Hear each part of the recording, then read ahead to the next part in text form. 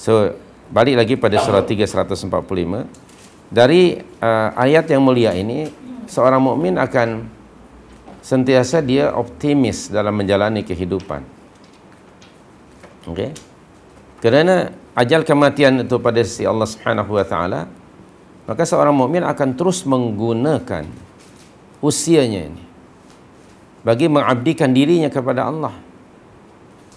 Kerana usia manusia ini terhad.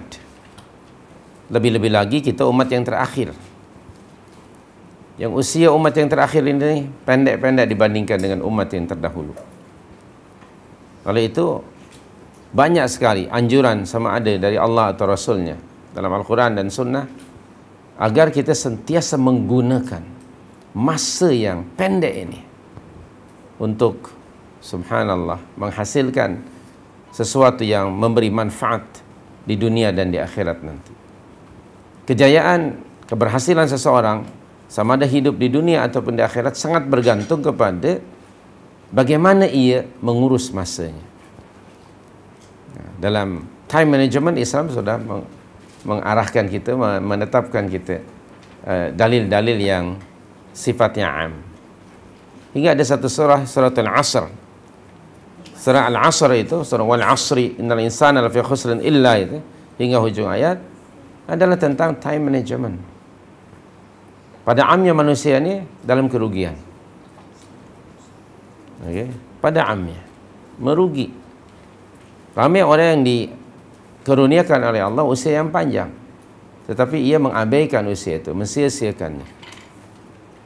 Atau sebaliknya, dianugerahkan oleh Allah usia yang panjang, na'udzubillah, dia menggunakan usianya itu untuk melakukan maksiat.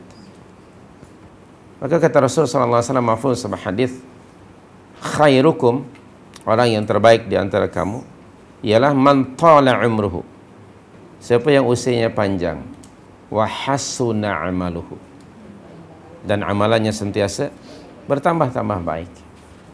Wa syarrukum, dan orang yang paling celaka di antara kamu, yang paling buruk di antara kamu, yang paling jahat di antara kamu ialah man tala umruhu wa sayyi'a amaluhu, usianya panjang tapi semakin apa? Tua-tua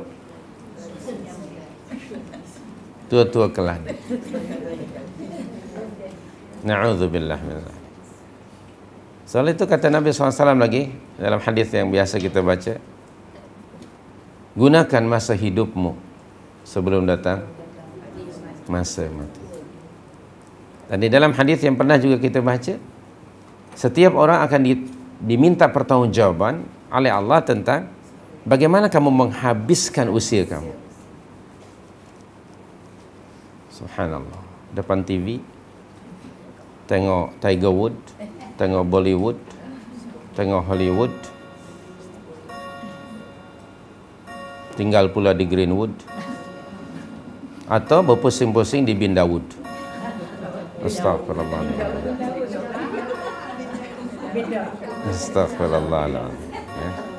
Ini semuanya kita berat mempertanggungjawabkan usia di depan Allah. Ya. Dan kita sudah cukup diberikan usia oleh Allah. Awalam nu'ammirkum.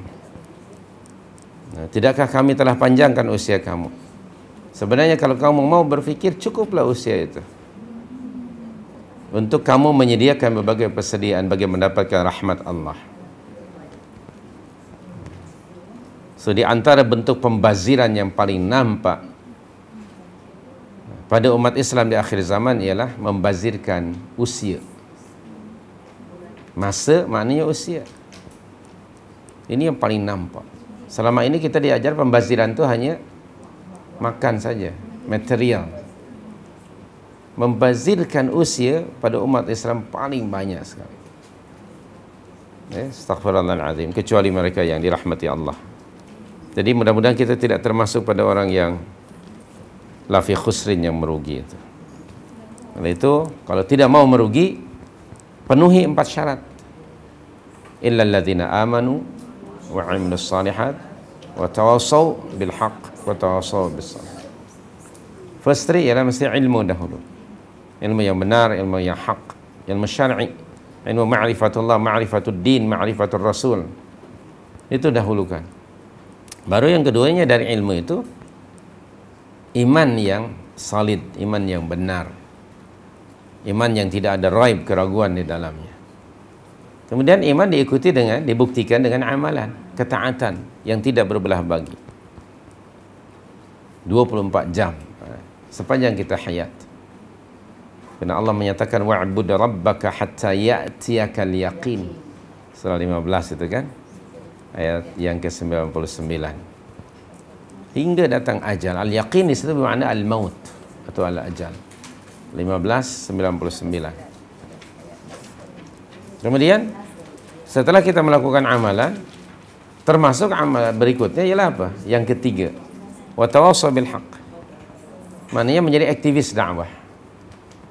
Menjadi orang yang mengambil berat tentang keadaan masyarakat, menyebarkan kebenaran, mengajak orang kepada al-haq, mengenyahkan al-batil, menjelaskan yang apa yang menjadi syubhat dan syahwat, dijelaskan dengan manhaj ilahi Al-Quran dan sunnah nabawiyah. Artinya menjadi da'i. Belum berjaya seseorang kalau hanya sekedar memenuhi 1 dan 2 itu. Yang sebenarnya tidak boleh diasingkan nomor 3 itu, wa tawassaw bil haqq. Nah, kebanyakan umat Islam hanya hingga nomor 2 aja. Illal ladzina amanu wa 'amilus shalihat. Padahal masih ada 2 lagi.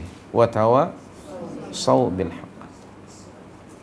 Nabi kita sallallahu alaihi wasallam mendapat wahyu dari Allah. Kalau dia hanya sekedar yang pertama dan yang kedua, ya sudah, tidak perlu dia menyebarkan agama Allah. Dan jangan pula seolah-olah dia cari masalah seakan-akan. Kenapa? Setiap kali kita mengajak orang ke jalan Allah pasti ada cabaran. Nabi tidak mencari selamat. Sebaliknya perintah dari Allah Subhanahu wa ta'ala untuk menyampaikan, ya ayyuhar rasul balligh ma unzila ilaik. Dalam surah 5 ayat 67. Wahai Rasul, sampaikan oleh kamu apa yang diturunkan kepada kamu. Dalam suratul Maidah ayat 67. Balligh. Dan kita pun juga diamanahkan oleh baginda sallallahu alaihi wasallam untuk meneruskan tugas Rasul, yaitu tablighur risalah ilahiyah kepada manusia. Antara lain baginda menyatakan, sesiapa di antara kamu yang mendengar khutbahku ini pada hari ini wajib menyampaikan pada sesiapa yang tidak hadir pada hari ini. Itu amanatud da'wah yang disampaikan Rasul kepada para sahabat radhiyallahu anhum ajma'in yang mengikut hajjatul wada' bersama Rasul. Lalu mereka menyampaikan pada generasi berikutnya, itu tabi'in. Tabi'in menyampaikan pada tabi'ut tabi'in hinggalah hari ini. Lalu kita bila sampai ke kita berhenti di situ. Salah, kita mesti meneruskan tugas ini. At-tawasi bil haqq. Kemudian yang berikutnya wa tawasi bis sabr. Untuk menuntut ilmu dia memerlukan kesabaran. Melaksanakan ilmu, mempertahankan iman yang hak memerlukan kepada kesabaran. Menterjemahkan iman dalam amal dan ketaatan juga memerlukan kesabaran. Apatah lagi menyuruh orang ke jalan Allah Subhanahu wa ta'ala. Lagi perlu kesabaran yang lebih dibandingkan dengan yakni orang ramai. Subhanallahil karim. Jadi pada amnya kita baru 1 dan 2 ya. Itu pun perasaan aja. Belum tentu yakni solid dan benar. Semoga Allah mentaufikkan kita pada jalan yang benar ini. Subhanallahil karim. Ya ilahi, masih jauh kita sebenarnya.